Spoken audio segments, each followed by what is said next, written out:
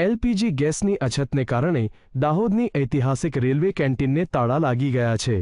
વર્ષોથી રેલવે કર્મચારીઓને સસ્તું અને પૌષ્ટિક ભોજન પૂરું પાડતી આ કેન્ટીન ગેસ સિલિન્ડરના અભાવે બંધ થતાં અનેક પરિવારો અને કર્મચારીઓ મુશ્કેલીમાં મુકાયા છે। અમેરિકા, ઇઝરાયલ અને ઈરાન વચ્ચેના યુદ્ધના સંજોગોમાં પેટ્રોલિયમ પ્રોડક્ટ્સ અને ગેસની અછત જોવા મળી રહ્યા છે।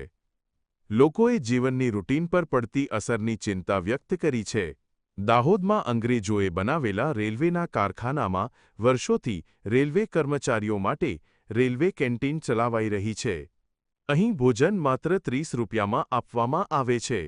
દરરોજ 150થી વધુ કર્મચારીઓ લંચ માટે કેન્ટીન પર આધાર રાખે છે। कैंटीन न चलने के कारण मुझे आजकल बड़ी दिक्कत हो रही है।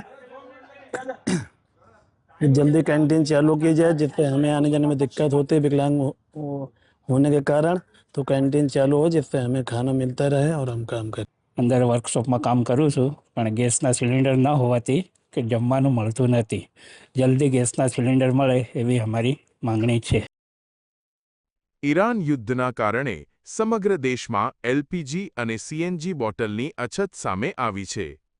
દાહોદની રેલવે કેન્ટીન પણ આ અસુવિધાથી પ્રભાવિત થઈ। બોર્ડ પર નોટિસ મૂકી દઈને ગેસ ન મળવાના કારણે કેન્ટીન બંધ રહેવાની સૂચના આપવામાં આવી। वो वापस लौट के जा रहे हैं। इसके जैसे हमें भी बहुत दुख हो रहा है कि भाई हमारा जो कायम जो कस्टमर आते जाते हैं वो नहीं आ रहे जा रहे हैं वापस से। इसकी वजह से हम गैस सिलेंडर नहीं होने के कारण हम अभी कैंटीन थोड़ी दिनों के लिए कुछ दिनों के लिए हम बंद कर रहे हैं।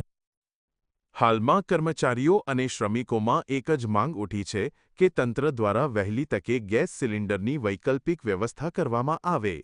વર્ષો જૂની આ પરંપરાગત કેન્ટીન ફરી ધમધમતી થાય અને લોકોને પૌષ્ટિક ભોજન મળતું રહે તે જરૂરી છે। ભૂપેન્દ્ર ચૌધરી, GSTV દાહોદ।